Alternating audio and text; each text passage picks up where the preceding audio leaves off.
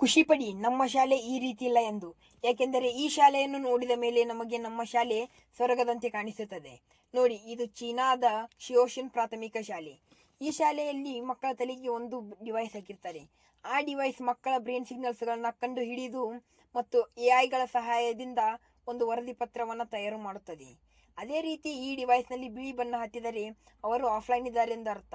ಅದೇ ರೀತಿ ನೀಲಿ ಬಣ್ಣ ಹತ್ತಿದರೆ ಅವರು ರಿಲ್ಯಾಕ್ಸ್ ಮಾಡುತ್ತಿದ್ದಾರೆ ಎಂದರ್ಥ. ಅದೇ ರೀತಿ ಹಳದಿ ಬಣ್ಣ ಹತ್ತಿದರೆ ಅವರು ಫೋಕಸ್ ಆಗಿದ್ದಾರೆ ಎಂದರ್ಥ. ಅದೇ ರೀತಿ ಕೆಂಪು ಬಣ್ಣ ಹತ್ತಿದರೆ ಅವರು ಸೂಪರ್ ಫೋಕಸ್ ಆಗಿದ್ದಾರೆ ಎಂದರ್ಥ. ಮತ್ತೆ ತರಗತಿಯಲ್ಲಿ ಯಾರು ಗಮನ ಕೊಡುತ್ತಿದ್ದಾರೆ, ಯಾರು ಗಮನ ಕೊಡುತ್ತಿಲ್ಲ ಎಂದು ಕೂಡ ಕಂಡು ಹಿಡಿಯಬಹುದು.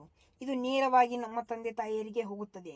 ಏಕೆಂದರೆ ಒಂದು ಕಡೆ ಬಯಸ್ಕೊಂಡ್ರೆ ಚೆನ್ನಾಗಿರಲ್ಲ, ಎರಡು ಕಡೆಯಿಂದ ಬಯಸ್ಕೊಳ್ಬೇಕು. ಅದಕ್ಕೆ ಇಷ್ಟೇ ಅಲ್ಲ, ಬೇರೆ ಬೇರೆ ರೋಬೋಟ್ಗಳು, ದೊಡ್ಡ ದೊಡ್ಡ ಕ್ಯಾಮ್ರಾಗಳು ಇರುತ್ತವೆ.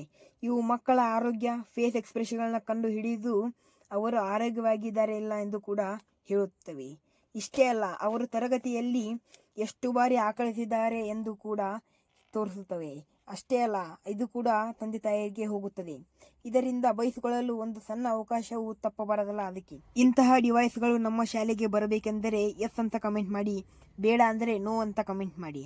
ಇಷ್ಟ ಆದರೆ ಒಂದು ಲೈಕ್, ಶೇರ್, ಸಬ್ಸ್ಕ್ರೈಬ್ ಮಾಡಿ.